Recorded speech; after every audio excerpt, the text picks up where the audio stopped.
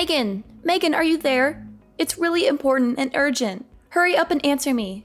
Don't leave me hanging here. I'm sorry, I really don't have time to talk right now. I'm super busy with work and I can't afford any distractions. Busy? What are you talking about? I never see you leave the house. Aren't you just like a full-time housewife or something? You know, cooking, cleaning, taking care of the kids, that kind of stuff. How hard can that be? My brother must be very stressed and miserable to marry a useless wife like you. Hey, you watch your mouth. I've told you a bunch of times already that I work from home. I have a remote job as a web designer, and I have deadlines and projects to finish. And before you ask, yes, my husband and I basically make the same amount of money. We both have successful careers, and we're both very happy with our arrangement. Well, 1, who said I was going to ask? And 2, I really doubt that. I mean, isn't he a manager at some Fortune 500 company or something like that? Are you really trying to say that you make the same amount as someone with that kind of prestigious and high-paying job? Well, if that's true, then you guys must be really swimming in money over there, huh? Man, you better be lying or something, because I am so jealous right now if that's true. How about sharing a little bit of that with me? I wouldn't mind a weekly allowance, you know? Just a small token of your generosity. What are you talking about? Does that have anything at all to do with why you messaged me in the first place? You said you needed to talk to me about something important and urgent. What is it? Oh, come on. Don't change the subject. I know you got more money than you know what to do with. Why can't I have some too? You're my sister-in-law after all. You should help me out when I'm in need. Maybe because the money we have, we worked really hard to earn. We didn't just get lucky or inherit it from someone. We studied hard, got good grades, went to college, got degrees, applied for jobs, worked our way up the ladder, and saved up for our future. We didn't spend it on frivolous things or waste it on bad habits. We made smart choices and we're proud of them. I mean, I know you had that part-time job for a little bit while you were in high school, but have you ever even had a job after that? That's what I'm saying. That's why I need money, because I don't have a job and I don't want one either. They're boring and stressful and they take up all your time and energy. Besides, my boyfriend and I want to travel somewhere and we need money to do that. We want to see the world and have fun and enjoy life while we're young and beautiful. Then do what we did. Find a job, work hard, save up, and then you can go on your trip. That's how most people do it. Are you serious? But that's so lame. I could never do something as uncool as that. Are you calling having a job uncool? It's not that I disagree with you, but I really worry for your future if that's how you think of working. How are you going to support yourself when your boyfriend dumps you or when your parents stop giving you money? Well, duh. That's because I'm just going to marry rich and never have to worry about any kind of lame stuff like that. That's my dream and my plan. And don't worry about my boyfriend dumping me or my parents cutting me off. They love me too much to do that. What? Is that really your plan? Just marry rich? Has it ever occurred to you that someone that rich might want someone just as motivated to work and succeed? What? And are you trying to say that I'm not that kind of person or something? Are you trying to insult me or hurt my feelings? Because if you are, then you're doing a terrible job at it. Well, I know you don't have a job, and I'm pretty sure you never do any kind of housework either, so... And you're cooking. Well, remember what happened last time you tried to make something for the family, right?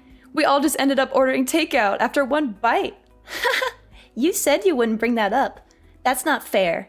And remember that healthy dish you tried to make that one time? It was that stew that you just dumped a whole bottle of vinegar and that terrible health powder into? Oh man, that was a classic. But anyways, I guess my point was to say that you probably don't cook much around the house either. You probably just order food or eat out all the time. It wasn't the whole bottle, you know. Besides, we'll just hire a maid for all those kinds of things, so problem solved. Yes, you're very clever. Alright, well, do what you want, I suppose. Anyways, I have to deal with some clients, so I can't text anymore. See ya. That's fine. I was going to head over to your place to hang out anyways. What? You mean, like right now? I'm sorry, but I have a couple of friends coming over tonight. Let's hang out another day, okay? Oh, don't worry. I don't mind. They won't bother me at all. That's not what I was worried about. I'm the one who's going to be bothered. You always crash my parties and make everything awkward and annoying. Do you remember the last time you went to my house while my friends were here?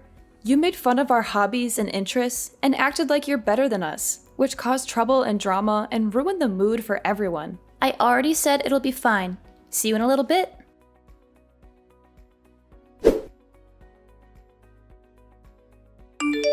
Flora, where are you right now? Where I am is none of your business. You are my sister-in-law, not my mother. It's not your duty to keep tabs on me and monitor my every move. I don't have time to argue with you. Tell me the truth. Did you sneak into my driveway and take the Ferrari that was parked there for a joyride? I need to know right now. Answer me. What's the big fuss? Why are you freaking out? It's no big deal. My boyfriend and I just thought it would be fun to take it for a little spin, that's all. What? A spin, huh?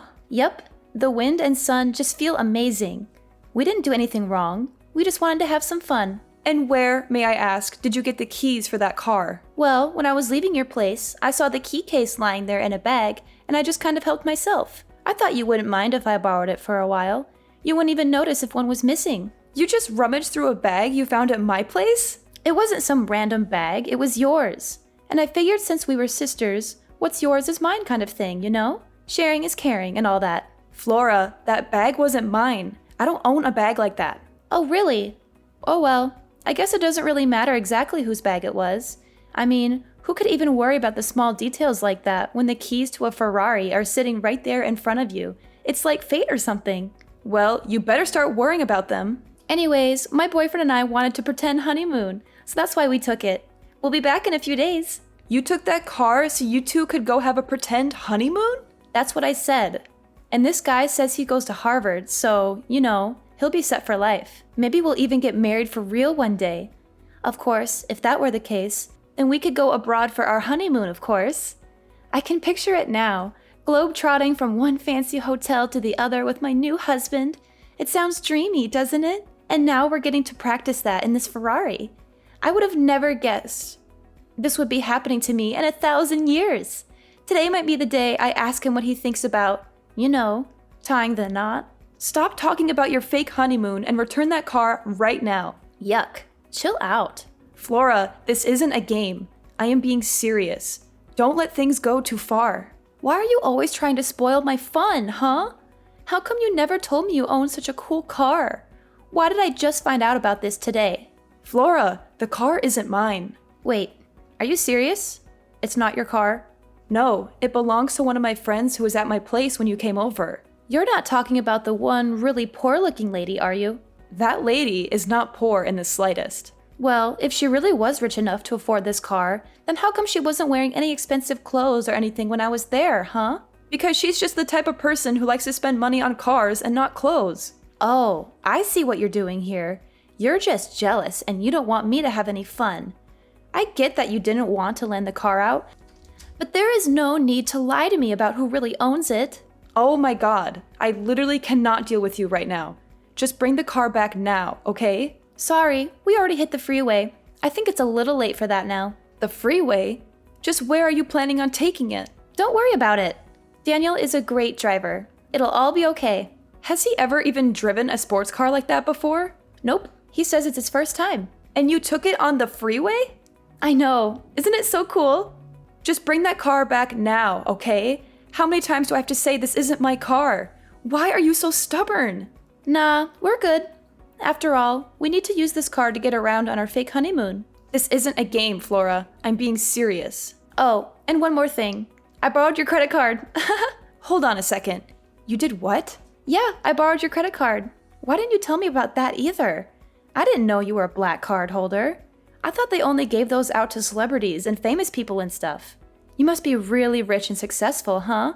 What do you mean, black card? I don't have a black card.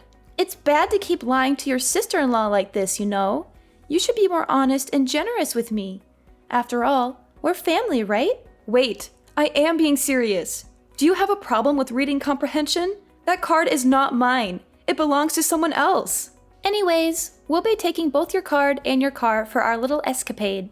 We already stopped to get lots of clothes and other supplies for our trip with the card. And of course, we spared no expense and got all branded stuff. I think we've already spent like 20 grand or something. You've spent $20,000 using that card already? Yeah, and it doesn't seem like we're even scraping the limits of what this card can do. Who knew you could do so much with a black card?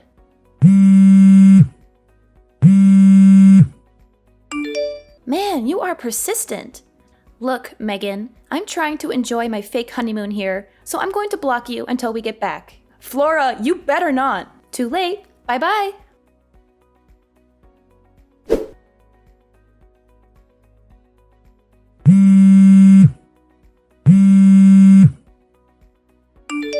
Megan, pick up the phone. It's an emergency. I'm not joking around. I'm being serious. You have to answer me right now. What do you want? I'm busy right now. Can't you leave me alone for once? I can't use your credit card anymore. It stopped working. Was it a fake or something? Did you trick me into taking a fake card? Was the black card you stole a fake? Yeah. Daniel and I are trying to check into our hotel, but they won't accept our card. We made them try again and again, but they said the payment wasn't being accepted. That means that the card was a fake or something, right? Oh man, this is bad. What should we do? Flora, you can't use that card because the owner froze it. They realized someone stole their card and they called the credit card company to stop any more purchases from being made on that card. What? They froze the card? How could they do that? Yeah, it's that thing when you call the credit card company to stop any more purchases being made on that card. It's a very common and sensible thing to do when someone steals your card. I know what freezing a card means. But if the card is frozen, then that means we can't check into our hotel. And the room I booked was supposed to be one of the best suites this place could offer. It had a jacuzzi and a balcony and a minibar and everything. It was supposed to be our dream vacation. Maybe just try paying for the reservation with your own money instead. But we only have a little bit of cash on us right now. We spent most of it on gas and food and souvenirs and stuff. We thought we could use your card for everything else. I see. And if it was a hotel suite that I'm sure cost quite a bit, huh? Maybe just go to the bank and take out some money to pay the deposit. You know, the bank where you have an account with your own money. I didn't bring any of my bank cards on this trip. Wow. Are you serious? Going out to such luxurious places, but you didn't bring money, but only care about using a black card that's not yours? How irresponsible and selfish can you be? I didn't think I'd need to since I was going to be using your card instead. That's why I need you to go unfreeze the card right now. Please, please, Megan, please. You're my only hope. Look, I tried to explain this to you earlier, but that card doesn't belong to me. But that wasn't a lie? You weren't trying to trick me or prank me or something? Flora, open your eyes. Look at the card. What name is inscribed on it? Is my name Megan Flynn? But I thought I looked at it before I took it. Let's be real here. You barely read at a 4th grade level, so let's not pretend literacy is your strong suit. Don't be freaking rude. I know how to read. Okay, then take out the card. Hold it up to your face and reread the name printed on the card. But it can't be. I just glanced at it and I thought it said Megan, but it really says Megan. And the last names are the same. How can this be? It's quite the coincidence, right? Actually, that's how we both became friends, because we basically had the same name. We joked about how if we were a couple, people might have trouble telling us apart on paper. So then who the heck is Megan? Why don't you try asking your boyfriend who she is? Why would Daniel know who she is? Just try asking him, okay? Maybe he'll tell you something interesting. What the heck? When I asked him about Megan, he took the car keys right out of my hand and ran out the door. He didn't even say anything. He just looked at me with this guilty expression and bolted. He left me here alone with no money and no car and no hotel room. Well, that's too bad. Maybe you should have thought twice before stealing someone else's card and car. And you should have been more careful about who you trust.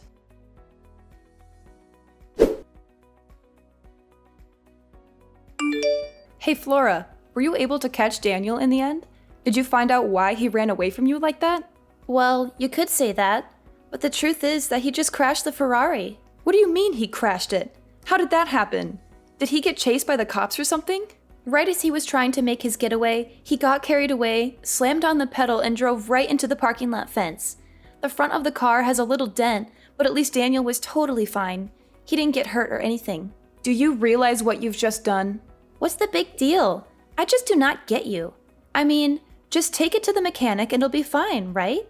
You're always freaking out over the tiniest stuff. It literally drives me crazy. You can't control my life. Look, I'm glad that your boyfriend was okay?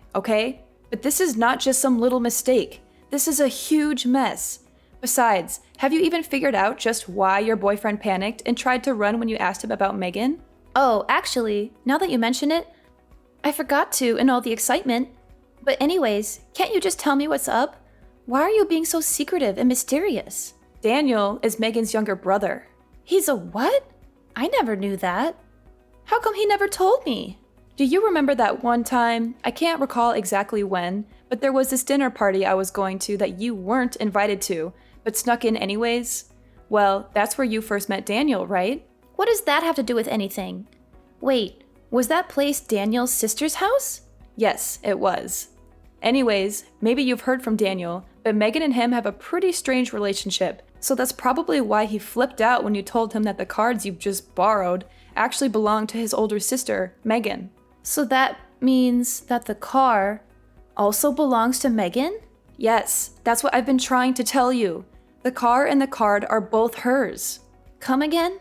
Okay, I'll try to explain everything from the top one more time. Neither the Ferrari you were driving nor the black credit card you were using belong to me. Both of those things that I just listed above belong to Megan. Wait, so then her own little brother doesn't even know what kind of car she drives? Well, she just picked up the car about 3 days ago or something. I'm not sure Daniel ever knew she owned it to begin with. At least that's what Megan is telling me right now. Megan is there with you? Yup. And is she mad at all? I would describe her as very mad, actually. And after using her card to buy $20,000 worth of crap on top of all the fees you'll have to pay to take the car into a specialist who deals with imported cars, you're probably looking at about $100,000 in damages, at least. $100,000? And that would be the low end of how much you might owe at the end of this. That is why Megan has just been furious since this morning, really. I mean, who knows what she'll do to you both when you get back. Honestly, she's had a pretty scary face all day. It's starting to creep me out. I'd be worried. It's that bad, huh? Seems that way, yes. And one more thing. What else could you possibly have after all that? Well, we got a call from the hotel you two were just trying to check in at. The hotel called you? What did they want to talk about? Well, Megan's husband actually manages a resort company, and it turns out he's pretty close with the owner of that hotel. So he got a call right away when someone using his wife's card showed up. Wait, what are you getting at? What are you going to say next? I'm getting there. Anyways, I guess the police showed up to the hotel to ask about who this person with his wife's card was and was asking Megan's husband if they wanted to pursue any legal action. I mean, I won't lie. She's not a lady you want as your enemy. Anyways, on that note, I gotta go. See ya.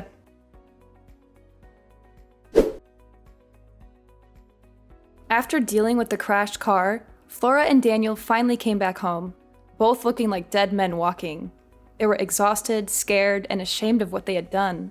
Megan was, of course, waiting for them in a swiveling chair we have, just so she could turn around dramatically to greet them as the two of them got on their knees to beg for her forgiveness. She had a cold and stern look on her face as she took out an envelope from her breast pocket and handed it to them. Inside was an invoice for $70,000. Listed there were, of course, the goods purchased with her stolen card, as well as the estimated cost for the Ferrari repairs. Towards the end of the items, however, was also listed the repairs on the hotel parking lot's fence, which was destroyed in the accident, as well as a hefty fine for reckless driving. Megan told them they should both be grateful that she didn't call the police on them or sue them for damages.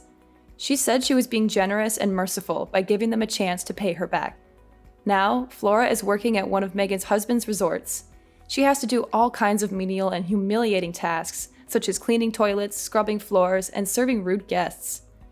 Meanwhile, Daniel had to drop out of college and find a job at a company owned by a friend of Megan's. He has to work long hours in a cubicle, doing boring and tedious paperwork. He also has to endure the constant mockery and harassment of his boss and coworkers, who know he is there only because of Megan's influence. She made sure to wish them both good luck in paying back every single dime they owe. She also said she would be keeping an eye on them and monitoring their progress. She still goes to check on the two of them periodically. I think she gets some kind of sick pleasure out of seeing them both work so hard for what they did to her. She always has a smug smile on her face when she visits them. She says she is just being friendly and supportive, but I know she is really enjoying their misery.